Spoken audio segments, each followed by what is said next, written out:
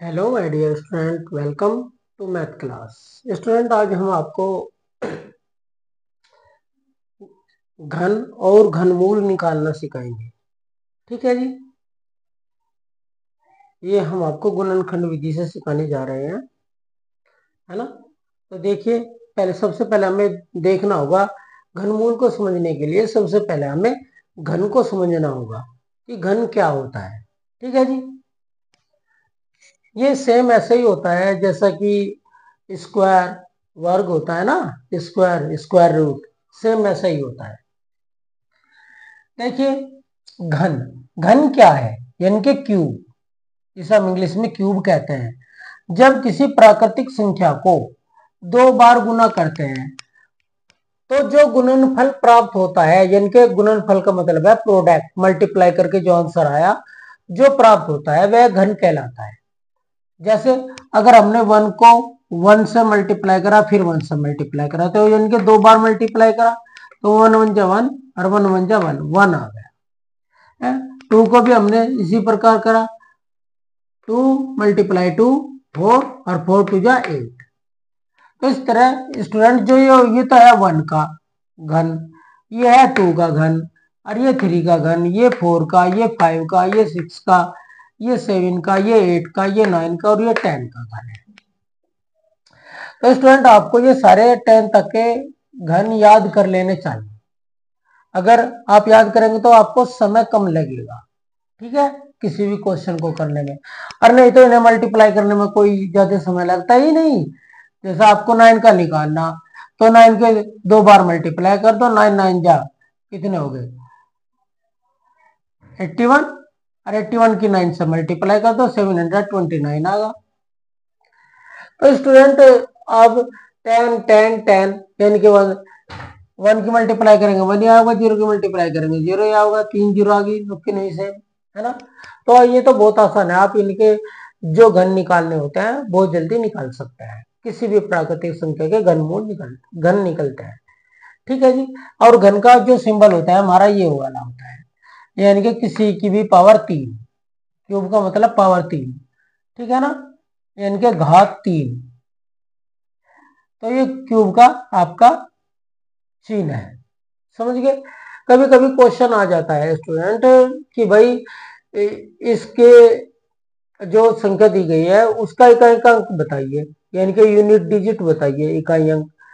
तो आप इनकी देखो, 1 और 2 3 और 7 8, देखो ध्यान दें, ध्यान से सुना, 2 3 और 7 8, इन्हें छोड़कर 2 3 7 8 को छोड़कर सब जिसकी मल्टीप्लाई जिसमें करेंगे उस वही आंसर, वही इकाई का अंक होगा। देखो, 1 की कर रहे तो 1 ही हुआ, 2 को छोड़ दो, 2 में 8 आवे और 3 में 7 आवे, 4 को 4 ही आएगा, 5 में 5 ही आया, 6 में 6 ही आया, 7 और 8 को छोड़ दो, 9 में 9 ही आया, और जी 10 में 0 है तो 0 ही आया। तो अगर आपको ध्यान रखे कि भाई का अंक कैसे याद करें, तो आपको बस 2 3 और 7 8 याद करना, यानी कि इनके इकाई अंक नहीं आते, बाकी सबके आ जाओ। ठीक है जी। अगर हम 3 का इकाई का अंक निकाल रहे, यानी कि 3 हमें इकाई का अंक चाहिए, तो 7 7 लिखो, 7 की मल्टीप्लाई लिखो, है ना। और 3 चाहिए तो 7 लिखो। ठीक है जी। इसी तरह आपको अगर 8 चाहिए तो 2 की मल्टीप्लाई करें, और 2 चाहिए तो 8 की मल्टीप्लाई करें। ठीक है। अगर 2 से मल्टीप्लाई करें तो 8 इकाई का अंक प्राप्त होगा। अगर 8 की मल्टीप्लाई करेंगे 3 बार तो 2 अंक प्राप्त होगा। 3 की मल्टीप्लाई करेंगे 3 बार तो 7 प्राप्त होगा, और 7 की 3 बार मल्टीप्लाई करेंगे तो 3 आपको प्राप्त हो जाएगा। देखो कितना आसान हो गया इकाई के अंक पहचानना, सही है ना।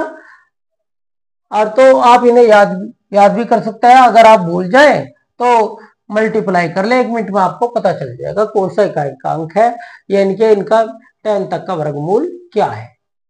ठीक है। 10 तक वर्गमूल याद करने में कोई ज्यादा प्रॉब्लम नहीं होनी चाहिए, नहीं होती कोई बात नहीं, आप मल्टीप्लाई करके देख ले। अब है जी घनमूल क्या होता है। जिस संख्या को गुना कर कर घन प्राप्त किया जाता है, वह मूल संख्या ही घनमूल कहलाती है ना। जैसे 4 मल्टीप्लाई 4 मल्टीप्लाई 4 इक्वल टू 64 आ गया, है ना। तो इनमें से कोई सी भी तीनों एक ही संख्या है, तो इनमें से जो मूल संख्या है, सभी मूल है वैसे तो, जो भी एक संख्या है वो इसका घन है। यहाँ इसका 64 उत्तर आया, यहाँ 4 को मल्टीप्लाई करके 64 प्राप्त किया गया, अतः 64 का घन 4 है, यानी कि 4 है। और घनमूल का फॉर्मूला ये होता है, ये वाला जो फॉर्मूला है इसके द्वारा इसे दर्शाया जाता है। ठीक है जी। अब गुणनखंड विधि से हम घनमूल निकालना सीखेंगे।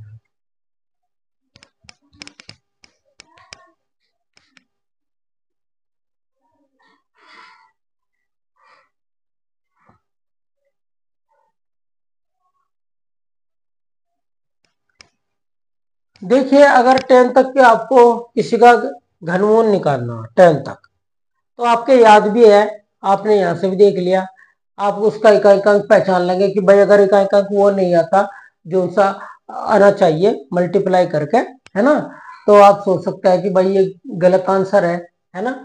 किसी ने कहा कि भाई 9 का इकाई अंक 9 का घनमूल निकाल लो, है। तो अगर यहाँ 9 नहीं आता 9 के में शुरू में, तो आप सोच सकते हैं कि भाई ये जो घनमूल निकाला हमने वो गलत है ना, या घन जो निकाला वो गलत है। तो देखिए, हमने 512 का घनमूल निकाल रहे, कैसे? गुणनखंड विधि से। जैसे कि सेम स्टूडेंट वही होता है, जैसे हम वर्गमूल निकालते हैं ना, तो सेम वही प्रक्रिया है घनमूल निकालने के लिए भी, एलसीएम वाली है ना, लेस हैपे वाली ही प्रक्रिया है, लघुत्तम समापक जिससे निकालते हैं उसी से ही निकाल लेंगे। बस करना क्या है, उसमें तो हमने 2 के पेयर बनाए थे, इसमें हमने 3 के पेयर बनाए, और 3 हर पेयर में से एक पिकअप करना है, एक नंबर लेना। तो देखिए, हमने ये 512 का एलसीएम ले लिया, है ना, यानी कि फैक्टराइजेशन मेथड से, गुणनखंड विधि से। एलसीएम लेने का मतलब है यानी कि उसी मेथड से हमने, जिससे एलसीएम लेते हैं उसी मेथड को प्रयोग किया। तो अब हमने इनके पेयर बना लिए 3 का एक पेयर होगा, 3 का एक पेयर होगा, 3 का एक पेयर होगा, इसमें से एक ले लिया, इसमें से एक ले लिया, और इसमें से भी एक ले लिया। 2 2 जा 4, 4 2 जा 8, तो क्या आंसर आ गया? 8 आ गया, है ना। तो आपको पता, अगर 8 को हम मल्टीप्लाई करें, है, तो आंसर चेक करने के लिए, तो इस 8 को करेंगे तो 2 इकाई का अंक होगा, देखो 2 इकाई का अंक है इसका, तो बिल्कुल सही है। तो स्टूडेंट, अगर छोटे 1000 तक के निकालने, तो आपके लिए भी ये बहुत अच्छा गुणनखंड विधि बहुत अच्छी है ना। तो देखिए, अब ये है 3375 का निकालना, तो अब हम इसे निकाल लेंगे, कैसे निकाल लेंगे? बड़ा है थोड़ा सा, है ना, तो इसके लिए हम डिजिबिलिटी का प्रयोग करेंगे। देखो, इसके वंश में 5 है, तो इवन नंबर तो है नहीं, 2 से नहीं डिवाइड होने का, तो इन सबको ऐड कर लो, देख लो 3 से हुआ क्या। 3 की डिजिबिलिटी आपको याद होगी, इन सबको ऐड करो, अगर 3 के टेबल में आ रहा तो 3 से डिवाइड हो जाएगा। 7 और 3 10 और 5 15 और 8 3 18, 18 3 के टेबल में आवे, तो हमने इसे काट लिया, 3 1 जा 3, 3 1 जा 3, और 3 2 जा 6, बच गया 1, उतार लिया 5, और 3 5 जा 15, पूरा होगा। अब फिर देख लो 3 से डिवाइड हो रहा क्या जी, 5 6 7 8 9, 9 आगा 3 के टेबल से, अब भी हो रहा है, 3 3 जा 9, बच गया 2, उतार लिया 2 का, 3 7 जा 21, बच गया 1, और 3 5 जा 15, पूरा कट गया। अजी 7 और 3 10 और 5 15, अब भी 3 से ही कट जाएगा, और 3 1 जा 3, 3 2 जा 6, बच गया 1, और 3 5 जा 15। अब इन्हें जोड़ के देख लो, फिर भी 5 है, 5 और 2 7 1 8, अब 8 आ रहा, 3 के टेबल में नहीं आता, इसलिए 3 से नहीं डिवाइड होने का। अब हम 3 से नहीं होने का, तो 4 से भी नहीं होने का, इसके वंश पे 0 5 हो, 5 से डिवाइड हो, है ना, तो 5 2 जा 10, बच गया 2, और उतार लिया 5, 5 5 जा 25, है ना, और 5 5 जा 25, 5 आ गया, 5 1 जा 5, तो 3 का तो पेयर ही बन गया, 3 का ही बन गया, तो एक इस पेयर में से ले लिया, एक इस पेयर में से ले लिया, 15 आ गए। अगर आप इन्हें चेक करना चाहो तो इनकी तीनों की मल्टीप्लाई कर दो, नहीं तो मल्टीप्लाई करते तो आप क्या करेंगे, तो देखो ये 5 है, अगर 5 की मल्टीप्लाई 5 में करेंगे तो 5 ही होगा, तो इसका जो यूनिट इकाई का अंक है, यूनिट डिजिट है, वो 5 होनी चाहिए। देखो 5 ही है। तो इस तरीके से भी हमें पता चल जाए एक सेकंड में कि हमारा सवाल सही है या गलत है, वरना तो आप इन तीनों की मल्टीप्लाई करो, आंसर मल्टीप्लाई करके देख लो, तो यही आंसर आना चाहिए आपका।